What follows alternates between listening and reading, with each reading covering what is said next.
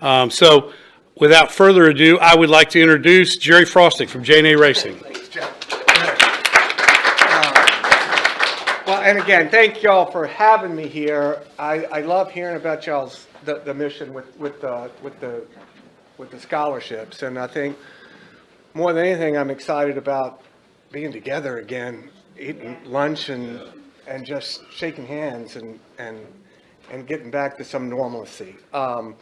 Just a real brief history how we got started is I grew up in Richmond and was fortunate to be in a very athletic family. I had great coaches growing up. I really learned the importance of coaching and sports. It led me to a fairly successful baseball career in Richmond, and I went to Florida, a junior college, to chase a baseball dream. Bounced around a couple minor leagues, and early 20s got told that I wasn't good enough to do what I always wanted to do. So I am proudly a mama's boy, and but after living in Fort Lauderdale on my own for 4.5, 5 years, I really didn't want to live back with mom. So came to Virginia Beach, which is close enough to Richmond that I could be there when I needed to be, but she didn't have the key to my house that could stop by unannounced. I always loved the fitness part of sports. I was never the tallest, fastest, biggest, strongest, but I worked hard. And I loved the feeling I got from fitness. So it led me I ran health spas. It was European Health Spa, then Holiday Health and Fitness in Bally's, and for 8 years, managed health spas. And it gave me the chance to continue my fitness and then helping others achieve their fitness. This was back at a time when health spas had a men's day and a ladies' day, which I loved the ladies' day. But then as I got married and started a family, ladies' day wasn't a real healthy thing for my marriage life. So I needed to change careers, and I got a job with Miller Oil Company selling commercial fuel. Ended up, I loved it. It was a lot of golfing, entertaining customers, and it's when my running really took off. I just started loving the marathon, the Ironman triathlon, and I started coaching. And I think what helped me coaching, I was never a regionally ranked runner, nationally. I really wasn't that good. I just worked hard, and I loved the camaraderie and obviously the beers and pizza after you worked hard. It really was just more of a lifestyle.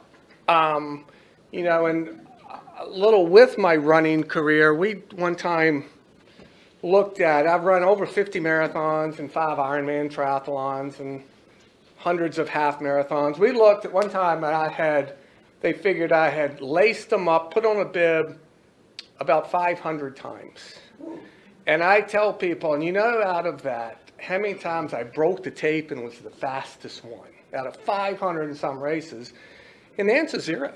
Not once was I the fastest out there. But I say, how many times I won? I won all 500 races because I did the best I could. And I think that's what, as we turned into this business, that's what we try to promote is everybody wins. Some of my best races weren't my fastest. They're just ones that I overcame some stuff. So through that, with Miller Oil, I loved this running. I felt Virginia Beach, there's a great running store that was just in Norfolk, called Running Etc., that I just hung out in, and there wasn't one in Virginia Beach. So I quit a great paying job playing golf twice, 3 times a week to open a retail store that I knew nothing about other than I loved people, I loved the running community, and it was right down on Shore Drive by First Landing State Park, or Seashore State Park for us old timers. And it was called Final Kick Sports. And through that, it really took off, and I got to meet more people and kind of spread my love of fitness through running and triathlons. At the time, Shamrock Marathon was the biggest local race that I would get everybody in the store to run Shamrock Marathon. And in 2003, the original owners, Jerry Bokry, approached us, and he saw how much I loved Shamrock and asked if we'd be interested in purchasing Shamrock. And at the time, silly, I was like, sure. You know, how hard can it be to put on a race? And I've got Amy, so she can do it. So we purchased it, and it had, in 2003, there was 3,100 runners, which was a big event. That's a Shamrock. That's the Shamrock. Actually, the JCs started it. Rotary in 1973. I was in Rotary Club.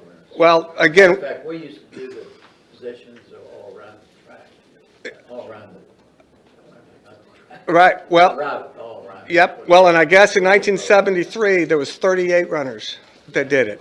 And Jerry really built it up. So we took it over, not knowing anything about putting it on, but we really had a love for running, and then this community. You know, so we just traveled around to other races and sincerely told people, you need to come to Virginia Beach in March. It's pancake flat. The weather's usually pretty good. The hotels were cheaper in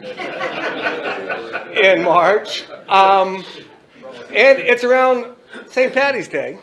So there's a celebration afterwards. And it started growing. After about the third or fourth year, and working with Bill Kelly with CVB, they started seeing that the hotels were filling up in March.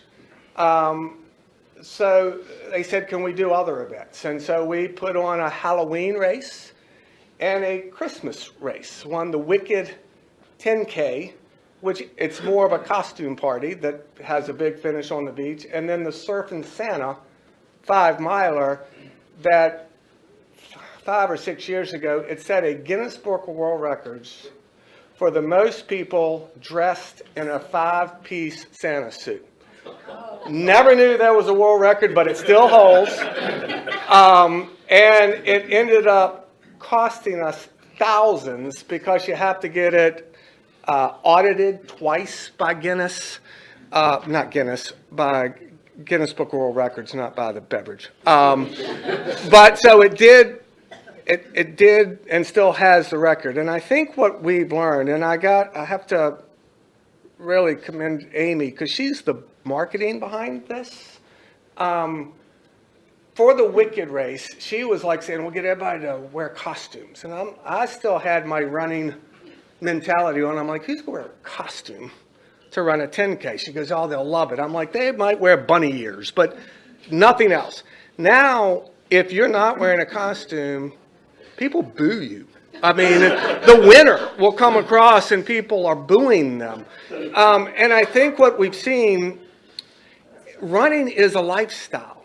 You know, it's a chance to get away. It's a girls' weekend. It's a guys' weekend. It's a family reunion. And everybody can do it. So we started, there's no prize money now at Shamrock. We used to have about a $35,000 prize purse.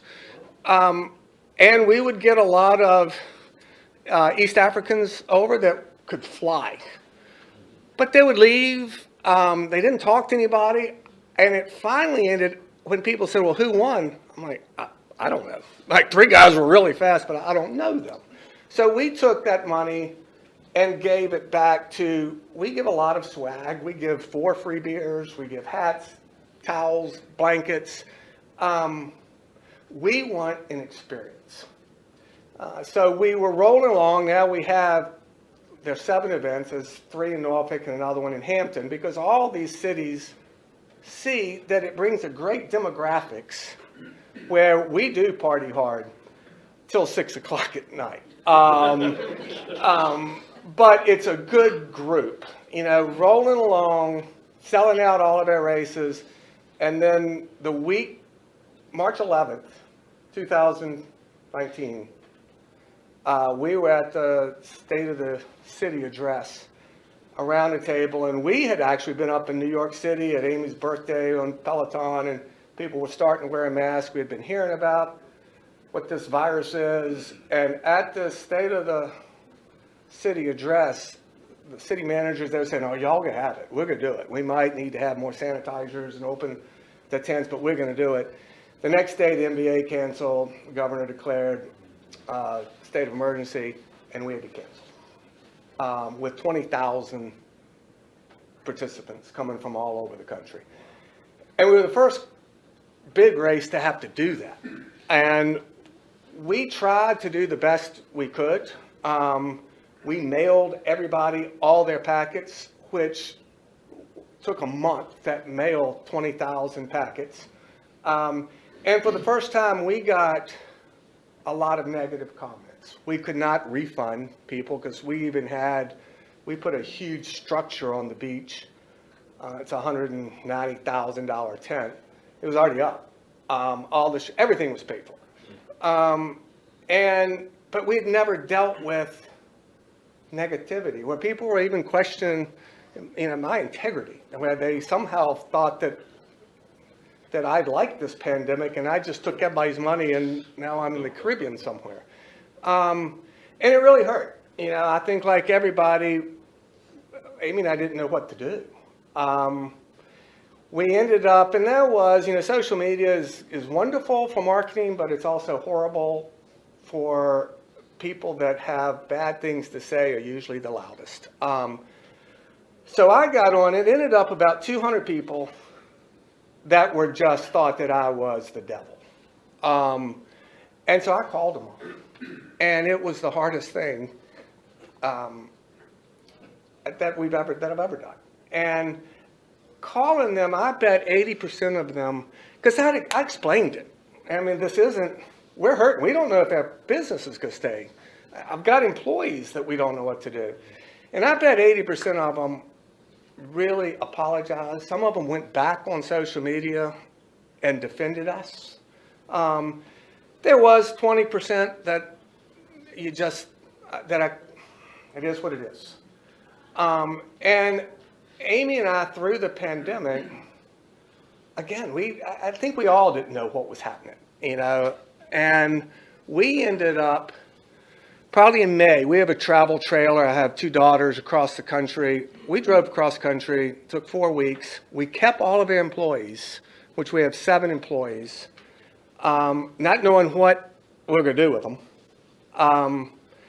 And in that 5-week trip, we got to see our daughters, but we also got to see the country from a camper and realized how blessed we really are, where everything is negative. I mean, the past 2 years, the negativity that our society has thrown at us is horrible. So when we talk about getting back to normal, it's not just having lunches together. It's getting back to good news and celebrating little things and just being nice to each other instead of just everything's horrible and if you don't agree with me, you're horrible. And so in that 5 weeks, during this time, we were talking to the governor's office every week, it seemed like, trying to, we're not a soccer match. You can have 250 people in a soccer field, but we could only have 250 people in a running race when they're running away from each other. It was bizarre, some of the answers we were getting back from them. We were encouraging them to come run at the conference. Yeah. And I'm like, run around fields, go ahead. Because you can do that. And you can have 10 fields with 250 people right next to each other. But I can't send off people running away from each other, only 250 people, until they finish the whole course. Then I could send 250 people on. But, so, again, made no sense. And I think as a company, we can't do this, we can't do this, we can't do this, that we were starting to get into the negativity that this society was selling. And on our way back, we were like, screw this. Let's forget what we can't do. What can we do? And we feel like we need to set a positive example. So we started doing challenges where we did a dog day of summers, where we'd run a 5K June, July, August. We did a 757 challenge, run 75 miles in 2 months. We did Chasing the Sunlight winter, so anything where we would do weekly videos just about, hey, life's fine. You know, I hope everybody's feeling good, but let's look at the good things we can do instead of all this horrible stuff that's going on. And you know what? The community really supported it. Not to the point, I mean, again, financially, I think as a business, we took a huge bath. But it started, we could cover cost until things started getting back normal. And more than anything, it helped our staff's mental state, where now I think we can talk what sports does for you physically. I think more importantly, what sports does for you mentally is what is a bigger focus now. And by us taking this, what can we do mentality, we started getting happy again because we were doing what we could do and we were happy about it. So going into the fall, 100%. Going into this fall, things are starting to open up. We knew numbers would be a little lower.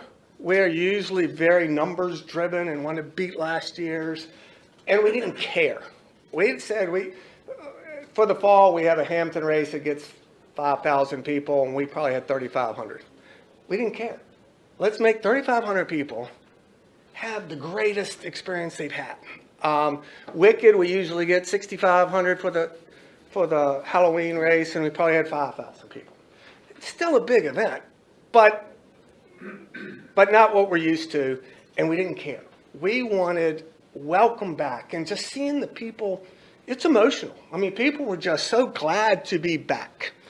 Now we're coming into March, celebrating the 50th running. We are going to have the Shamrock this year. We are going to have it, and it is blowing up, where we have to order shirts, hats, all metal, everything 6 months ago. And 6 months ago, there was still some up in the air. What can we do? We went large and said, let's order a lot. And so we're going to sell out. We're going to have over 25,000 runners this year, which is about 25% ahead of 2009, the last time we did it. And I think a lot of it, I think the 50th year helps. Shamrock in Virginia Beach has a great reputation, but I think it's people are just ready to come back and be together again. So we, obviously with less than 4 weeks to go, we're running around crazy. We did take the time where, and I hate admitting that in 19, before the world shut down, that maybe we were getting a little complacent. We were kind of, yeah, we'll put on a race, it'll sell out, we're good, we'll do this. And I hate admitting that because I didn't feel like I was going through that. But we've taken these 2 years and we want to be better. Where I think coming out of this pandemic, I think not just us, I think sports in general has a huge opportunity to grow.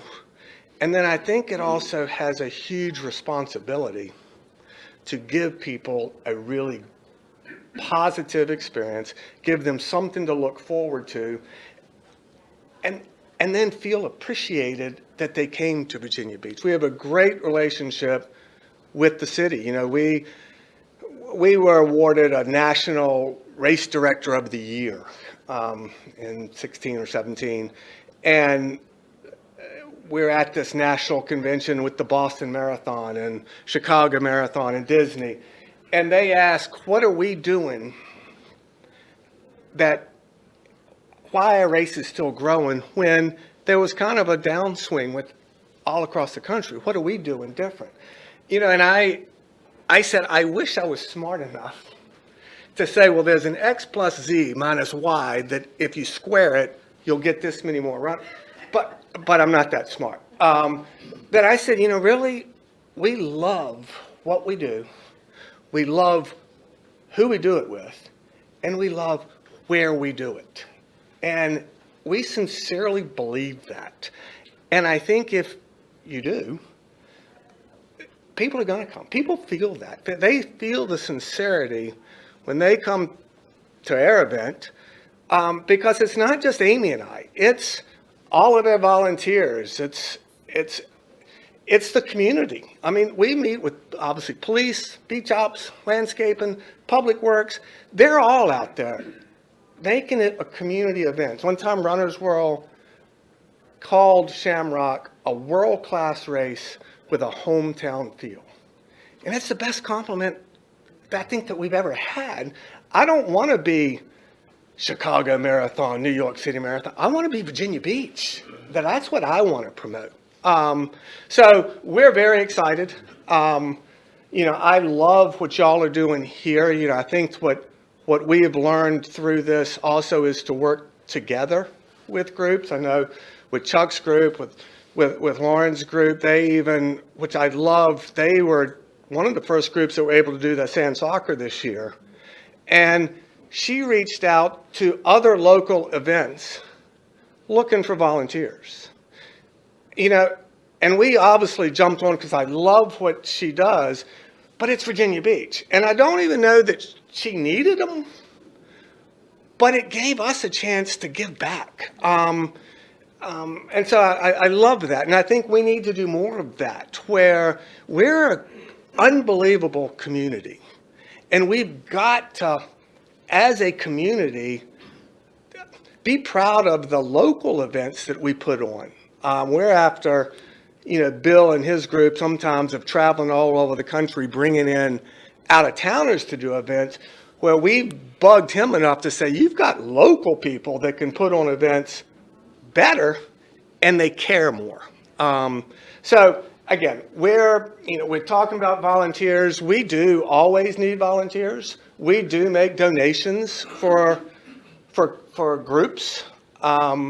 We have a big charity arm on all of our events. I think it helps make it a community event if the community sees that you're giving back to the same community. I know we have Op Smile that's been a sponsor for 15 years that we give back to. One of the best things I think we do is we have a kids race. It has almost 5,000 kids, and which is crazy. If y'all have never seen it, the start of that race on Saturday is by far my most favorite 5 minutes of the whole weekend, where it is the greatest. The end of it is the least favorite hour of the whole weekend, trying to round up all these kids and get them back with parents. But so we always put it on, and we ended up hearing from some principals from Title I schools. And Title I schools are schools that 50% or more of the kids are on free or reduced lunches. And they said they would love to participate, but these kids just can't afford it. And I think it's $20. And so we started saying, that's it. We'll pay for the entries and give them transportation. So we had 15 schools that said they'll do it. We go and run with them, with the kids. And 4 or 5 years ago, Amy was running with this poor little kid, loved running, but his shoes were like 4 sizes too small. They were his brother's shoes. He lived with his grandmom. He didn't know his dad. It was just this horrible story. I thought he was going to come home with us. But then Amy was like, we got to give him shoes. So we started those same Title I schools giving free entries, free transportations, and 50 free pair of shoes, where Running Etc. will go in. We measure them, and they're real running shoes. When we go deliver those shoes, it's the greatest. Where I'm kind of a wreck the week before Shamrock, and I'm too stressed. And we were going to a school, and Amy's, come on. I'm like, I can't. I'm watching the weather for a week from now. And she came and unplugged my computer and says, no, you're coming. You know what? And it was the greatest thing she did, because as much as those kids love getting those new shoes, it means more to us. I think it's like when y'all did the scholarship, where that means so much to those kids, but y'all have got to have this feeling of pride that we're doing something good because we can make a difference with this kid. So, again, thank you for having me here. Thank you for what y'all are doing. This is the 50th. Would love, if you get a chance, it's really neat how the city and community really gets out and makes it a community event. And again, we're just so glad to be back, glad to have these gatherings, and look forward to many, many more.